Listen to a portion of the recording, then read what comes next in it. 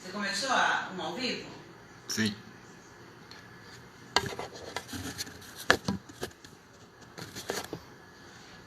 Ao vivo. Tô esperando aqui o Lucas Milani entrar. Deixa eu ver. Quem é que tá aí? Daqui a pouquinho a gente vai conversar com o Lucas Milani, que tá lá em Montevidéu. Vou bater um papo com ele. Cantor, compositor. Opa, chegou aqui alguém, deixa eu ver. Lucas Milani, acenar, entrou. Visualizar.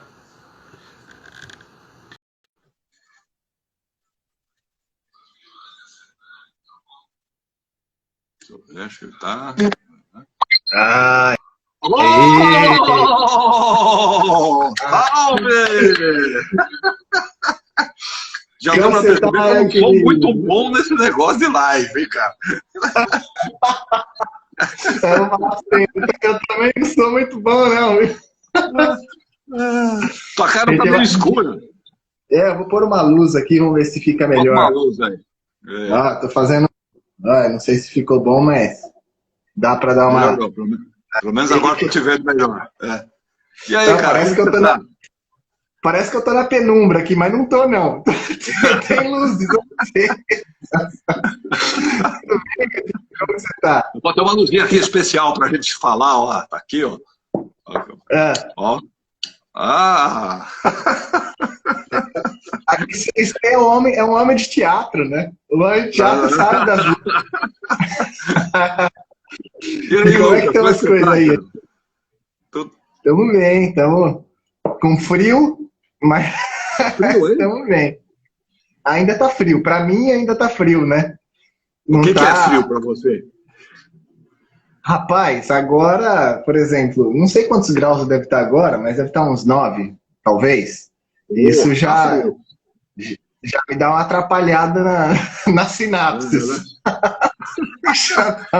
Aqui hoje ainda está uns 25, né? Uns 25 graus por aí.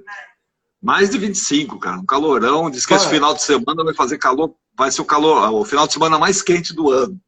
Morra de inveja! Você sabe que antes eu pensava assim, né? No Brasil é impossível ter muitos filósofos, porque o calor não deixa você raciocinar, né? A razão derrete. Mas você sabe que a hora que faz tanto frio, você não tem vontade de sair da cama também. Então você sai da cama só um pouquinho assim, ó, levanta o livro e congela o dedo. Então, fica uma coisa complicada. Estou me regulando aqui para ficar bonito aí na tua imagem. E não tem como não ficar. Tá bonito. Maravilhoso. Dá para escutar bem aí? Não sei se tá para escutar bem. Ah, tá dando para ouvir bem, sim. Tá dando para ouvir bem. Eu estava vendo aqui uma foto sua no Encartaz. Em 2018 você foi lá no Encartaz. É verdade, eu li. Dá para mostrar aqui. Aqui, ó. Olha, que legal, cara. Que momento legal. Porra, que massa isso. Eu lembro que eu tinha que chegar, escrever na lousa. Muito divertido isso. Pô, eu estava ouvindo a letra, mas fui ele que escreveu, né? Porque... fui eu que escrevi. Que momento de minha letra. Isso é letra de professor. Eu tive que... É professor, né? Não é do cantor, do compositor, é do professor. Não, que a letra... Você sabe, como escritor, dramaturgo, você sabe quando a gente vai criar, a coisa sai... Nem médico escreve desse jeito. Olha, tem um pessoal entrando aqui. O Marco Aurélio de Souza. Ele está dizendo aqui que eu não fico velho. Tá bom, eu não fico velho. Já diria o Caetano, né? Caetano e o Roberto, né? O artista não envelhece nunca, né? Né? O tempo não passa e o tempo não para, e, no entanto, ele nunca envelhece. Acho que é isso que ele está dizendo. E o Caetano é impressionante, né? Parece que ele está cada dia mais bonito, ele vai ficando velho, vai ficando mais bonito, caramba. Cara, que vitalidade, né? Que vitalidade, assim. Um rigor também de criação. Aquela música... Isso desde aquele disco que ele lançou com o Gil, o Tropicália, acho que foi o Tropicália 2, que ele lançou Desde que o Samba é Samba, que é uma coisa maravilhosa, aquela música. E aí, acho que recentemente ele lançou aquela música que chama Ofertório, que ele fez que é uma coisa deslumbrante também, né? Coisa linda, Não, né? não perdeu a mão. É uns caras que parece que quanto mais velho vai ficando, melhor, né? Ah, você tá tomando o quê? Eu tô tomando chá. Ah, eu tô tomando Guaraná. Você não tem Guaraná. Às vezes eu dou uma procurada no Guaraná. Caiu no celular. Eu dou uma procurada no Guaraná aqui para aquela frase, né, do Tom Zé, para ver se... Opa, acho que caiu. Caiu no celular aqui, cara. Cai, mas escorrega, mas não cai. Escorrega? Prendendo aqui com alguma coisa. Aquela frase do Tom Zé que fala, né? Quando o Guaraná for Coca-Cola, aí estamos feitos. Né? Aí estamos feitos, né? Tom Zé é outro, né, cara? Tom Zé é outro, né? É impressionante, né? Não, é incrível a força dessa galera da Bahia que chegou aí. É impressionante, né? É incrível mesmo. Os anos 70, musicalmente, é muito rico em experimentação, né? É bem surpreendente, né, no que a música fez aí no Brasil. Se a gente for relacionar os caras que surgiram nos anos 70, é incrível, né? São caras que até hoje estão aí, né? Claro, e são as nossas referências até hoje, né, filho? Tipo, as referências, exatamente. E isso é engraçado, que isso em todas as artes, né? Na música, acho que isso foi muito marcante. Mas no teatro também foi marcante, no cinema também foi marcante, né? Foram as obras mais inquietantes, as que discutiam mais as coisas brasileiras, né? Que valorizavam as coisas brasileiras. A gente vê o tropicalismo aí, fim dos 60 com 70, é Glauber Rocha, o Itzica, é só gente gigante, né? É só gente gigante, né? E depois a geração abujanesca, né? Abujanesca. Maravilhosa, né? Nossa, Teatro Oficina, né? Foi o auge do sucesso, né? Realmente foi uma época muito rica mesmo, muito rica. Né? Isso é verdade. E tá... Pode falar, desculpa. Você não tá mais cabeludo? Eu tô com o rabinho, ó. Ah, tá com o rabinho? Eu fiz o samurai. Na foto aqui está bem cabeludo, né?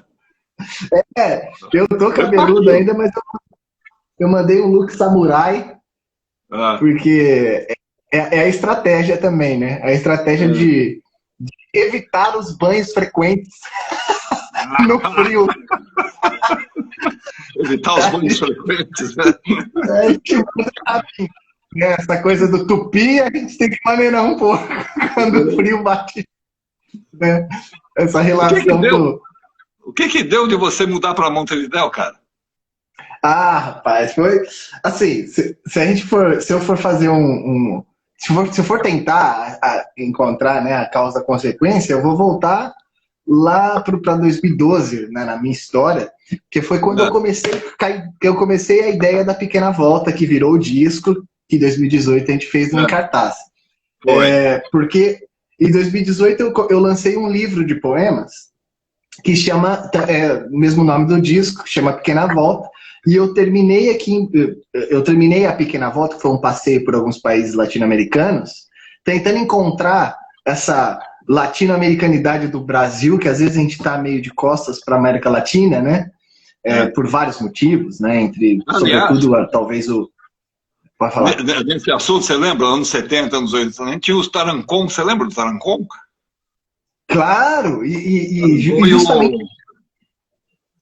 E o outro, como é que chamava um outro, um grupo grande, que tinha a Maria Mirá.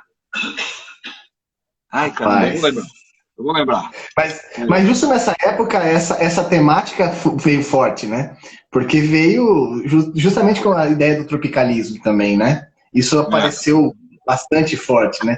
E bom, e aí eu quis fazer esse rolê pela América Latina, terminei a última país que eu passei foi o Uruguai, foi Montevidéu, me apaixonei pela cidade E depois eu me apaixonei por uma uruguaia. Ah, eu sabia que tinha algum rabo de saia nessa história.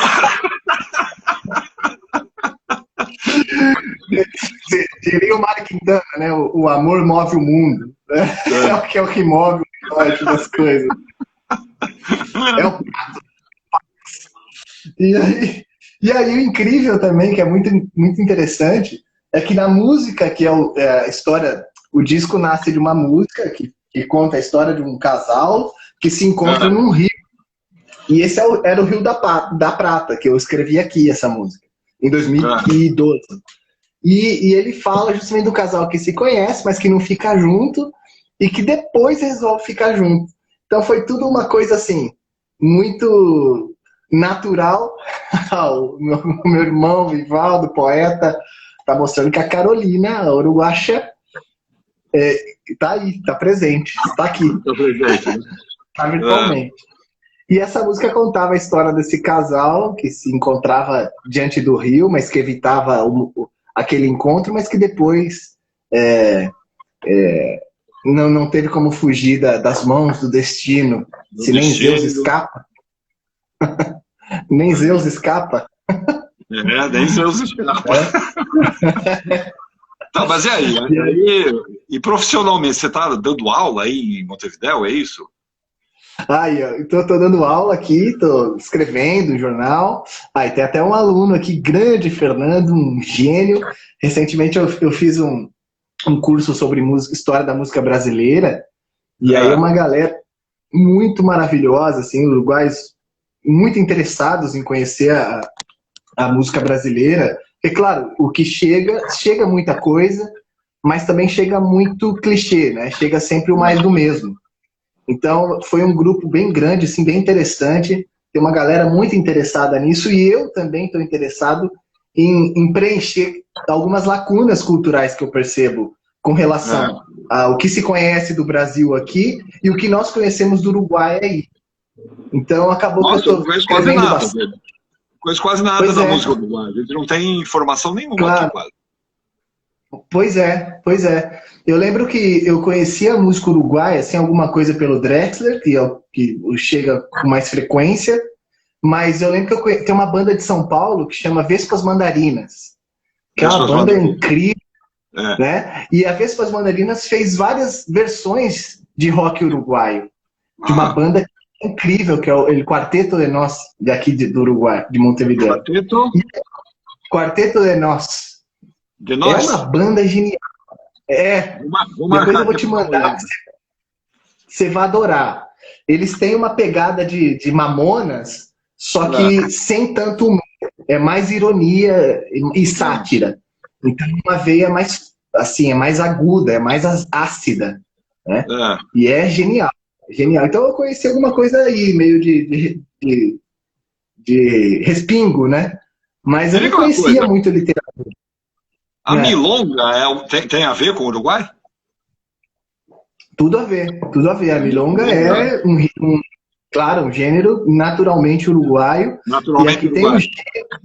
E aqui tem o gênio da milonga, Alfredo Citarrosa, que é uma coisa incrível. Tem uma milonga maravilhosa da Alfredo Citarrosa que chama Stephanie, que ele fez por uma brasileira. Estou marcando tudo isso que você está falando aqui. É maravilhoso. Você vai adorar. E chama Stephanie a música. É linda, linda, linda, linda. Quando eu escutei, eu fiquei apaixonado pela música. E aí depois eu descobri que Stephanie, a Carol sempre me dá aulas de Uruguai, a Stephanie era uma brasileira por quem ele se apaixonou, então é uma música em portunhol. E é incrível. Se eu não me engano, foi uma paulista. Porque nós paulistas temos algo interessante. Tem um grande milongueiro no Rio Grande do Sul que é o Bebeto Alves, né? Cara, não conheço. Olha só que legal. Não, claro. Eu já marquei duas aqui. Você marca essa aí, então. Bebeto Alves. E ele é de Porto Alegre, talvez, né? É, de Porto Alegre. Quer dizer, eu não sei se ele é de Porto Alegre, mas ele mora lá. Claro, porque, Uruguai e Rio Grande do Sul é praticamente o mesmo país, né? Em relação à cultura. O Bebeto tem coisas maravilhosas. Faz muita milonga. O forte dele é milonga. Ah, Eu que tenho, maravilha, eu quero conhecer. eu tenho uns 3 CDs dele aqui. Ah, que genial isso daí. Que Eu adoro a genial. música gaúcha, tá? Acho a música gaúcha tão bonita. É bonita essa música folclórica, né? Que aqui eles falam o gaúcho, é muito bonita. Esses violões, os violões de nylon são muito fortes É. aí, Pô, né? teve uma época, há uns 20 anos, 30 anos atrás, mais ou menos, que eu sou velho, né? Uns 30 anos atrás, eu ia muito para Porto Alegre. E aí tinha Hum. aqueles festivais, as Califórnias, que eles chamavam. As Califórnias, Ah, eram grandes festivais de música. Cara, tinha cada música, pô, cada violão, cada gaita.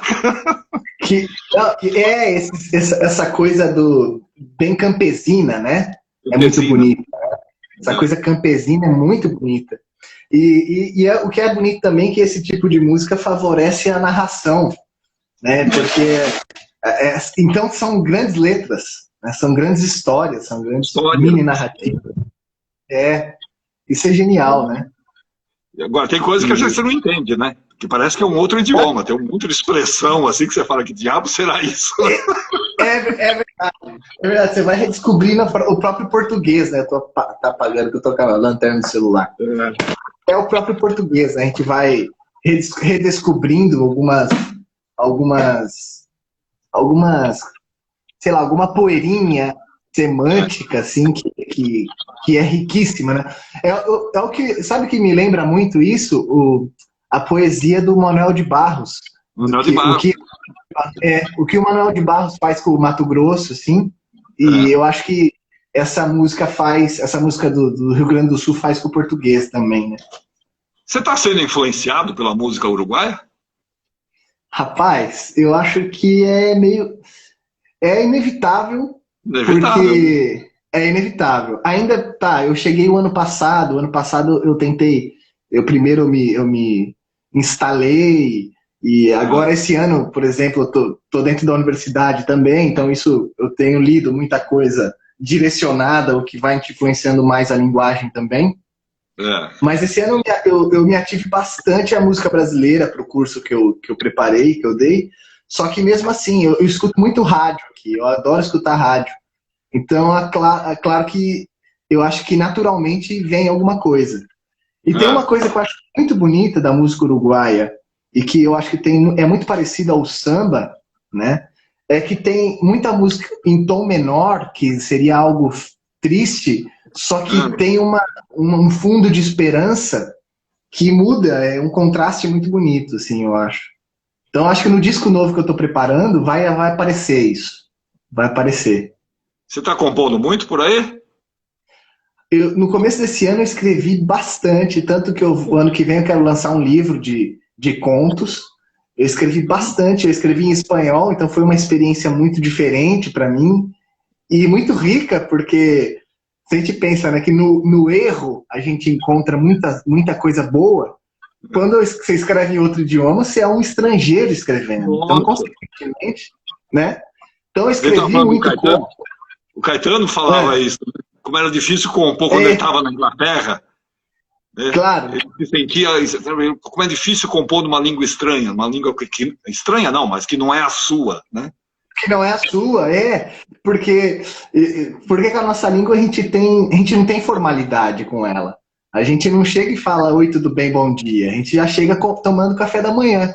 Então a gente acaba que ao criar, se você tem aquele impulso primeiro mais orgânico, ele não sai tanto em outro idioma. Então você tem que buscar essa organicidade que já perde essa primeira chispa orgânica.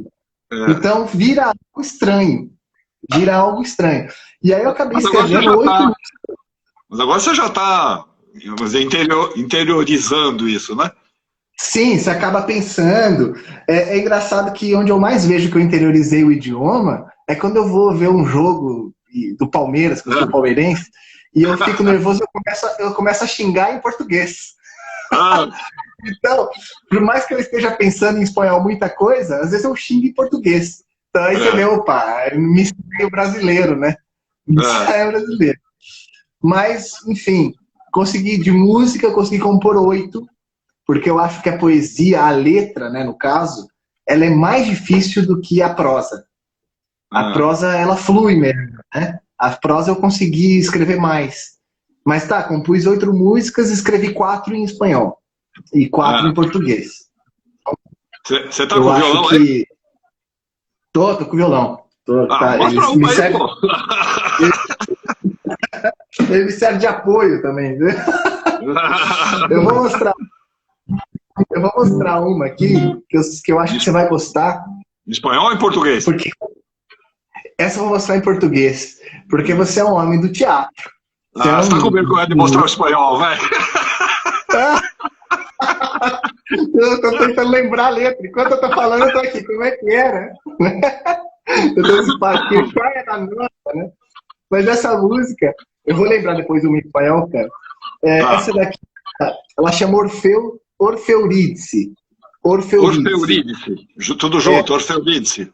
Orfeurídice, porque tem o poeta Geraldo Carneiro que ele fala, né? O Orfeu, onde ele termina, começa a Eurídice. É o único ser, né? É o único eu. Aí não tem o outro, né? Então, Orfeurídice. E aí eu escrevi essa música que é um diálogo entre Orfeu e Eurídice, dessa tragédia, né? Desse retorno sem retorno dos dois, do mundo dos mortos, né? Ela vai ser um dueto, mas eu vou tocar só eu aqui agora, porque não possuo ainda as qualidades metafísicas de chamar a cantora aqui. Você chega lá. É assim, vou cantar uma partezinha. Vem que a gente vai dançar uma canção com vento, que é pra gente se deixar levar pra saber da vida que tem lá. Eu vi você, mas não soube ir. Eu chamei você, mesmo sem poder seguir, eu canto, que é pra poder chegar mais perto do silêncio, que é a forma de falar as coisas que eu nunca falei. Eu vou voltar.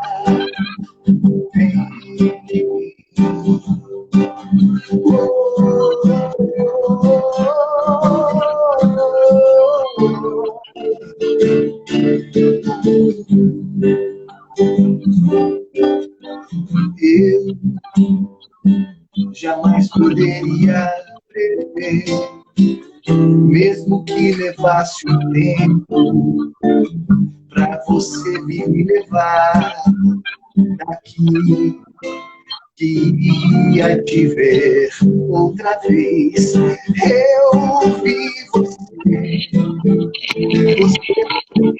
ia vir. Eu tentei não ver, mas meu olhar quis te seguir. Eu canto, que é pra poder chegar mais perto do silêncio, que é a forma de falar as coisas que eu nunca falei. Eu vou voltar, e o meu canto é a forma de enganar os caminhos do tempo, pra gente se encontrar que a gente inventou.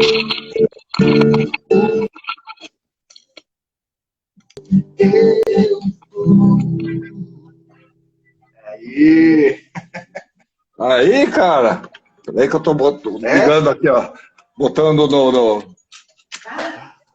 Senão vai acabar a bateria. Cara, que bonito isso aí. Bonito isso, cara. Um pequeno diálogo. Um pequeno diálogo. Então, você como professor de literatura, não é? Sendo professor de literatura? Sim, sobre literatura também. Você dá uma especial atenção à letra, né, cara?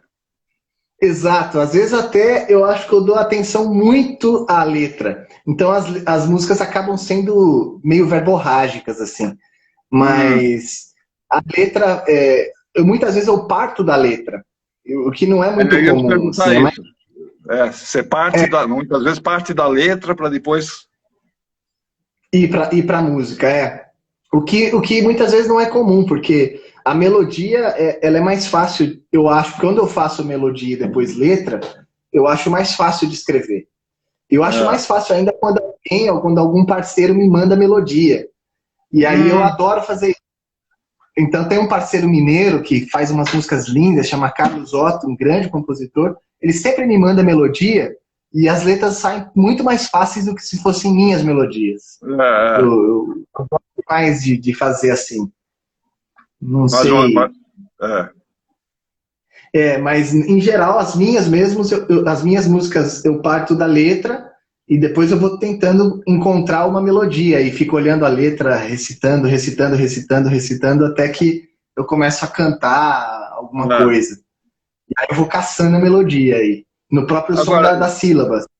você como professor de literatura, há muito interesse aí no Uruguai pela literatura brasileira? Então, eu acho muito lindo o que eu vejo no Uruguai do incentivo à leitura.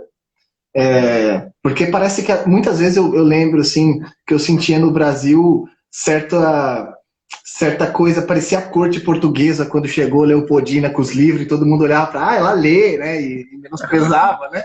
Eu sinto que isso parece que continua às vezes, mas aqui não, aqui existe, tipo, é bonito ler. Agora, existe uma lacuna muito grande com relação à literatura brasileira. Se conhece muito pouco da literatura brasileira, muito pouco.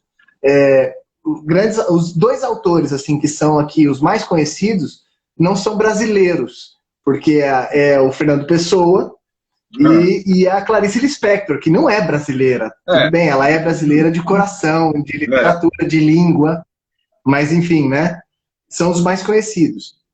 Agora, eu vejo mesmo dentro da universidade uma lacuna muito grande. Assim, tenho um grupo de estudos de literatura que a gente está vendo no século XIX, e tem muita É. gente gigante. A gente tem Machado de Assis. Pois é, E Machado de não se Assis não é menciona. conhecido aí? Não se Poxa, menciona, assim. É, caramba! e eu vejo assim, eu vi uma tradução do Machado aqui, que é o Memórias Póstumas de Brás Cubas. E eu É. lembro que eu entrei. Aqui tem muitos sebos, isso é maravilhoso. Eu entrei num sebo e fui conversar com o vendedor, assim, ele falou, cara, eu li esse livro, me deu um nó na cabeça. Porque é realmente maluco, né? Um defunto autor, né? Isso funde É. a. Mas existe interesse, assim. Então, apesar de ter esse pouco conhecimento, que claro, é uma questão acadêmica, é uma questão de que se lê muitos autores latino-americanos hispano-hablantes, que são muitos, e são muito bons, então Ah, acaba que não dá tempo. Paulo Lopes entrou aqui dizendo que depois das suas aulas ele ficou muito mais interessado. Elogio, hein, cara? Quem? Ah, que legal! Pô, quem é? Ah, Paula! Ah, Paula é uma gênia. Paulita, um abraço gigante. Não, porque eu sempre, mesmo que às vezes a aula é de língua portuguesa, que eu dou aula de língua portuguesa também, ou se a aula é de história da música brasileira, eu sempre dou um jeito de meter a literatura, A porque tá literatura tudo, no meio. claro, porque tá tudo junto no fim das Ah, contas, agora né? entrou uma amiga minha aqui, a Patrícia Pantarotti, entrou. Oi, Patrícia! Nós Ah, estamos aqui conversando com o brasileiro uruguaio. Agora, uma Lucas, coisa. o nível cultural do Uruguai é bom pra Hum, caramba, não é não? Provavelmente a gente ouve falar muito é, disso aqui. é bom sim, porque, por exemplo, eu acho, eu como brasileiro, tendo o padrão que nós temos do Brasil, eu acho o teatro muito barato. O bom Ah, teatro, né? Eu aí, acho muito barato. aí, Então, claro, Então, como é muito barata a entrada de um teatro maravilhoso, que é o Solis, por exemplo, se mas acaba quanto vendo. é muito barato? Por exemplo, tem entradas. O ano passado, esse ano, não assisti nenhuma peça, infelizmente. Mas o ano passado eu assisti muita coisa. Eu assisti Brecht, eu assisti Pirandello, assisti Shakespeare. E eu paguei, tipo, R$ 15 num teatro Caramba. maravilhoso. Maravilhoso. Grandes atores, entendeu? Então, se você assistir essas peças, você está numa capital, você vai a um lindo teatro, com grandes atores, com grandes montagens, e pagar R$ 15, eu acho muito barato, assim, Mas realmente. é mesmo. É mesmo. É? Quer dizer, deve ter um subsídio, Então, alguma coisa governamental, algo desse tipo, né? tem bastante. Eu sei, por exemplo, que na cesta básica, eu não lembro de qual governo, não lembro Ai, quando foi. cara, isso é de humilhar. Isso é de humilhar. Tinha A livro. cesta básica recebe um livro, não é isso? Tinha livro. Então, isso muda É tudo, de né? humilhar. Eu morro de vergonha quando ouço essas coisas. Me dá vergonha às vezes também. Às vezes eu prefiro não falar. Porque a gente sabe que a gente tem um anencéfalo aí, né? E aí, às vezes, dá um desespero quando você vai falar de política e com relação, sobretudo, a ação que essa política tem sobre a questão ambiental e cultural é um genocídio múltiplo, né?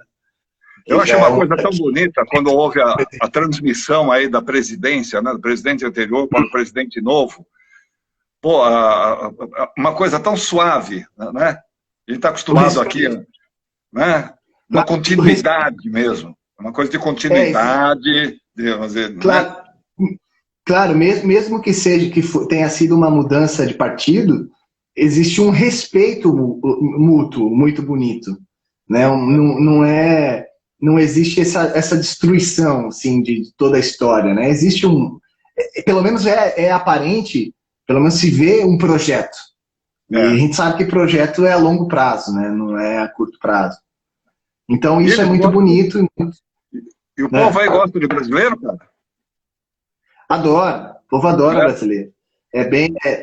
Isso é muito bonito, assim. Então, existe uma admiração muito grande pelo Brasil, existe um interesse muito grande pela cultura brasileira e existe um respeito muito grande. Então, é muito bonito ver isso, porque, claro, a gente sendo o único país falante luso, né, falando português da América Espanhola, né, de espanhol, é bonito ver que existe esse interesse, que existe esse respeito, que existe essa admiração, né? Porque se podia muito bem ignorar, né? Os caras são os que não falam o nosso idioma, né? Estão em outro universo.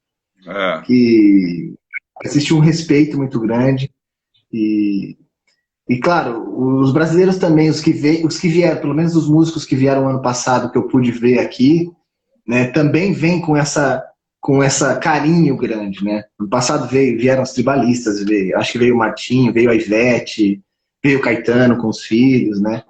Então é muito bonito, assim, muito bonito mesmo. E a colônia brasileira é muito grande, cara? É relativamente grande. E sobretudo o fluxo de brasileiro é grande. Eu acho que até mais que a colônia. Eu acho que o fluxo de brasileiro é bem grande, porque, claro, somos vizinhos, né? Então existe, por exemplo, nos países, nas cidades fronteiriças, existe um intercâmbio muito grande cultural. Inclusive tem um escritor que eu não lembro o nome, que eu achei genial o livro que ele fez. O livro chama Sepultura. Eu ainda não comprei, mas pretendo comprá-lo, que é um livro escrito em portunhol. Então, você vê até dentro da grande literatura, que ele é um grande escritor, até dentro da grande literatura aqui existe esse não só intercâmbio, mas estamos vendo vocês. Vocês são importantes para nós. O português é importante para nós. Então, eu acho isso... Autor uruguaio? Depois eu vou procurar o nome, mas ele escreveu esse livro, chama Sepultura, foi lançado faz pouquíssimo tempo, e está escrito em portunhol. Então, se eu pego para ler, também me é difícil. Como eu sei mais ou menos bem o espanhol e sei mais ou menos bem o português, eu consigo ler melhor que um uruguaio. Um uruguaio que não sabe português sofre. Sofre, né? Sofre, porque tem muita mudança aqui. E como é que você tem tocado por aí? Como é que é? Você se apresenta? Como é que é o negócio? Como é que tá rolando aí a tua vida profissional desse lado da música? No ano passado, bastante, porque eu cheguei no começo do ano, eu me instalei, só que aí na metade do ano eu falei, agora estou instalado, eu vou procurar. Então eu fiz muitos shows ano passado. Então num período de... Quando eu comecei, falei, vou buscar show, sozinho, sem banda, sem nada, em 3 meses eu fiz uns 15 shows. Então foi algo assim, para mim foi grande. Eu fiz aqui num lugar lindo, que é o Clube Brasileiro, que fica na principal avenida, que é a 18 de Julho, que é o Palácio do Brasil, que era onde o Vinícius de Moraes trabalhava. Então para mim foi muito importante. Ai, a Carolina me falou aqui, Fabian Severo é o escritor. Fabian Severo. Aí, obrigado, aí, Carolina. Carol. Mais um negócio para eu marcar aqui. Esse livro é genial. Esse livro é genial. Eu vou levar uma cópia para você quando for pro Brasil. E aí, tá, o ano passado eu toquei bastante, esse ano eu tinha bastante coisa já marcada, e eu lembro, dia 11 de março eu tinha vários shows pro fim do mês e pro mês seguinte, e aí dia 13 começou tudo. E aí, então, agora as coisas começaram a voltar. Como é que tá agora? Tá reabrindo? Tá... Hã?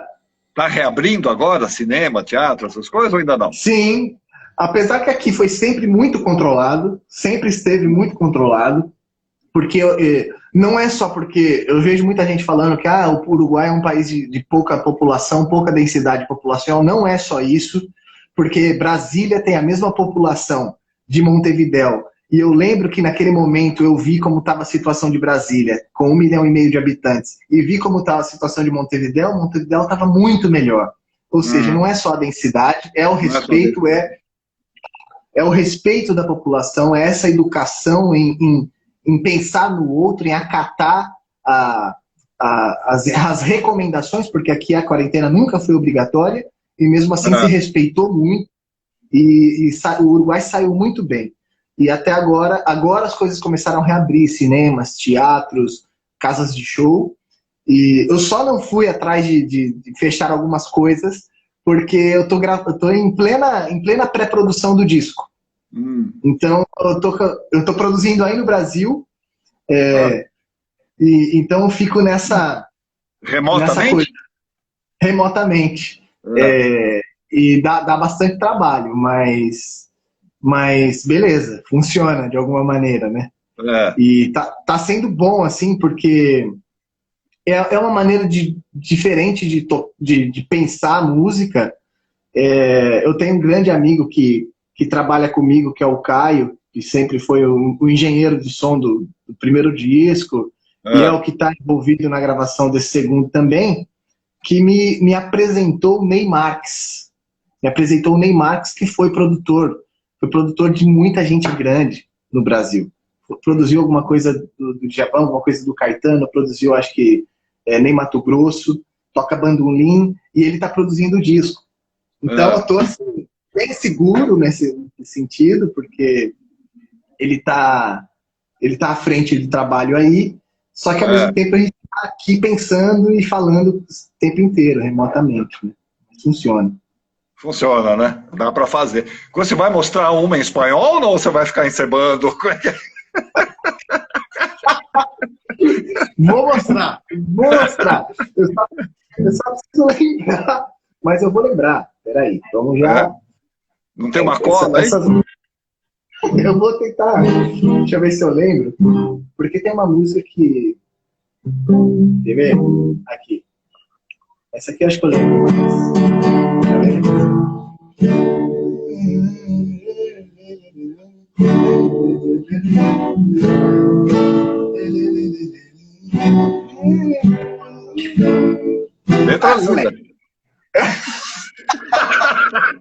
Você gostou da profundidade da letra? Essa música eu fiz nesse ambiente, por isso que eu tô lembrando dela de novo.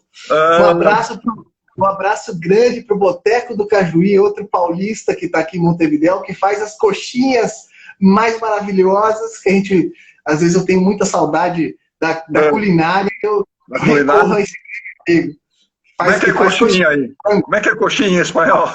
Cotita? Não tem nome. Então, tentem comer coxinha. Eu vou tentar lembrar uma parte dessa música. Vamos lá.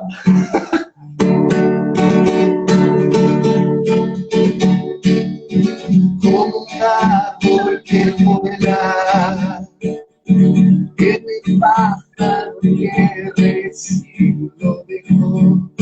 por la carretera, se te ve en los ojos un poco de luz. El tiempo hay que sentir.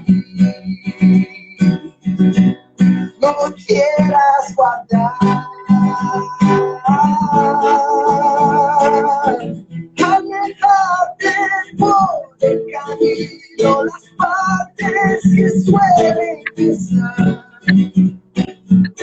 Ese paso el miedo te vino, pero te pudiste aguantar.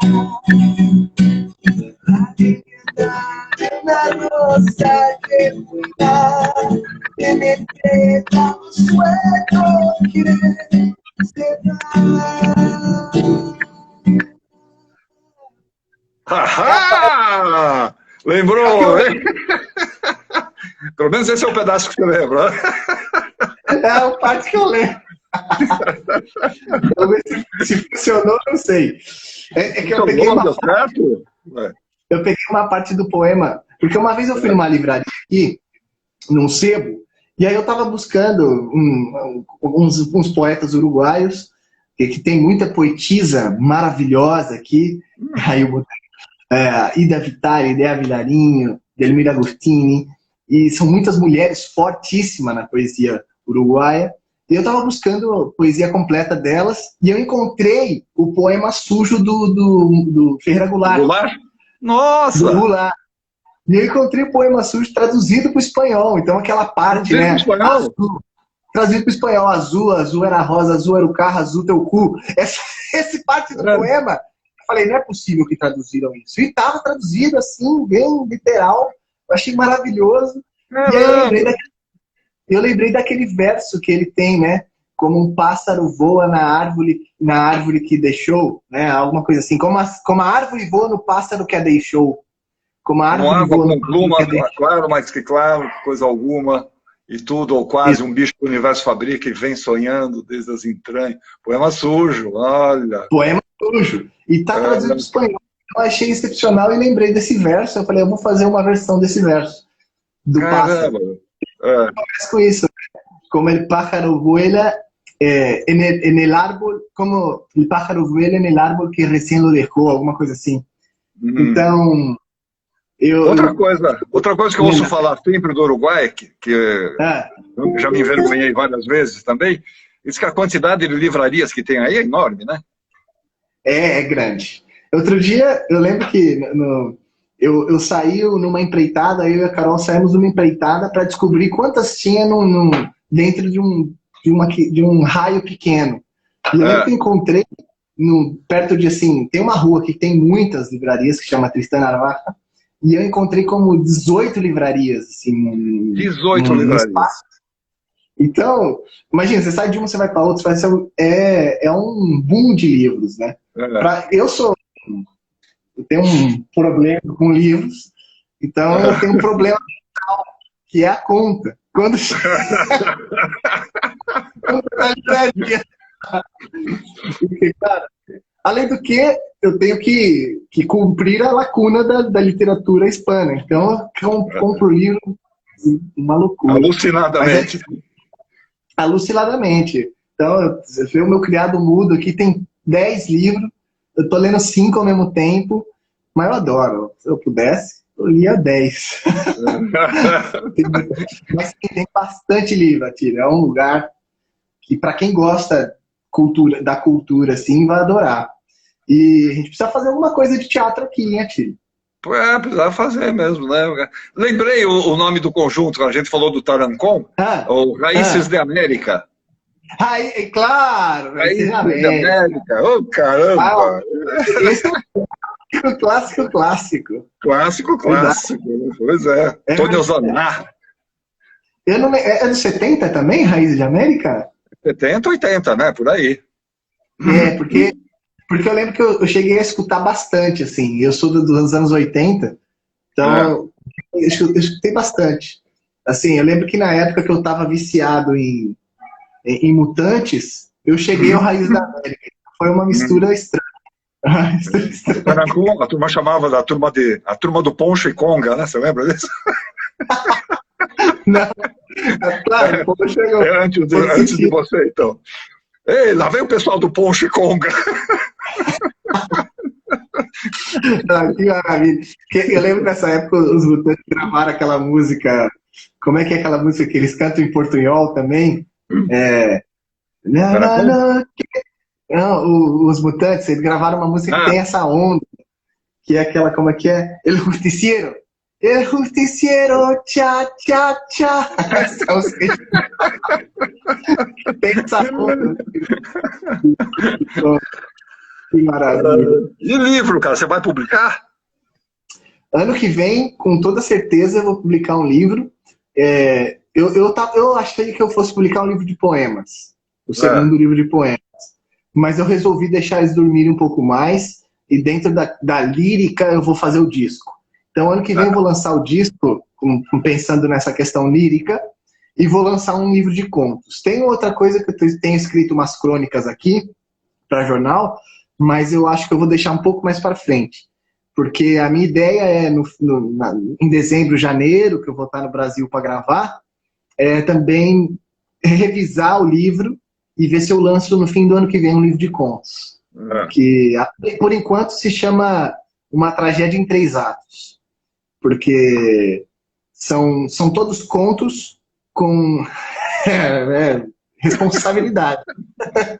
Falar em atos de tragédia é meio responsabilidade demais. Mas são contos que todos os contos são 3 personagens falando da mesma cena de três pontos de vista diferentes. Então, vamos ver. Mas está tudo em espanhol. Eu acho interessante também. Um negócio assim, não sei se você sabe. Não, preciso procurar. Mishima, sim. Você ouviu falar, né? Claro, claro. Eu não lembro o nome da peça, mas era uma coisa assim, é um crime que acontece, e aí a história é narrada por, não lembro se 2 ou 3 ou 4 pessoas, uma coisa assim, é narrada por várias pessoas, pontos de vista de cada um, é muito legal. Porque isso, toda a temática que seja meio... Entrou um ator aqui maravilhoso, cara, o Vicentini Gomes. Que demais. A gente agora. Beijão pra ele. Abraço para todo mundo que tá aí, um abraço Uruguai. Então, você estava falando, quer dizer, é legal a diferença de ponto de vista, né, Bia? Claro, porque o que está sendo mais difícil, assim, porque é engraçado, porque a cena, quando eu penso em outro personagem, eu acabo encontrando detalhes da cena que eu não tinha visto. Porque eu buscando essa linguagem desse outro personagem. Então, a hora que você busca a linguagem, você muda o chip, né? E você acaba encontrando detalhes que o outro personagem não deixou você ver. Então... E tem uma discussão da verdade, né? O que é a verdade, né? Claro, exatamente. A verdade é a minha verdade, a sua verdade, a verdade dele. Você chega algum dia na verdade mesmo, a verdade verdadeira? Claro, claro.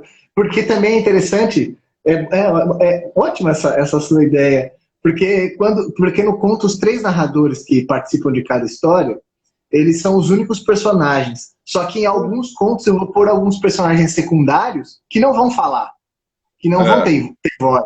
Então qual é a verdade para eles, né? Que não tem voz. Não. Né? É verdade. Bacana. Isso é muito interessante. É verdade. É verdade. Mandar um beijo aqui para Helena Brito, que também está vendo a gente. Oi, Helena, um beijão para você. Helena, tem nome de verdade grega. Helena são as Helenas, né?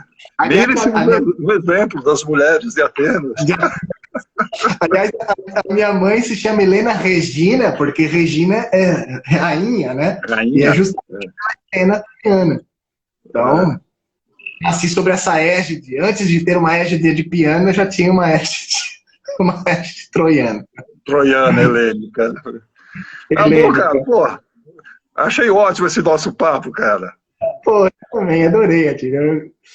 Eu fiquei com vontade que você viesse pra gente programar alguma coisa aqui de teatro. Quando eu for pro Brasil, a gente pode combinar. Cabe um casal aí na sua casa? Aqui é pequeno, mas cabe. A gente arranja uma maneira. Uma hora eu pinto por aí, tenho muita curiosidade de conhecer o Uruguai. Muita Cara, curiosidade. então vai ser um prazer, viu? Você, seu Cicerone. E quando você vier a São Paulo, dá um toque. Com certeza. Fim do ano eu vou dar um toque, a gente tem coisa. Eu já estou sentindo que tem sementes para que a gente pode semear. Legal. O Paulão está dizendo que ele está me esperando aí no Uruguai. Esperamos a Atílio aqui no Uruguai. Muitas graças, Paulo.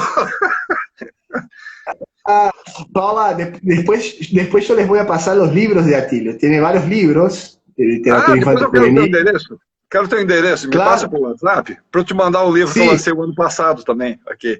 Maravilha. Posso traduzir esse livro, hein? Posso traduzir esse livro, hein? Você me der. Maravilha. E aí a gente já faz o lançamento aqui. Isso. Boa sorte para você, cara. Foi muito bom o papo. Muito obrigado, cara. Eu que agradeço. Tchau, tchau.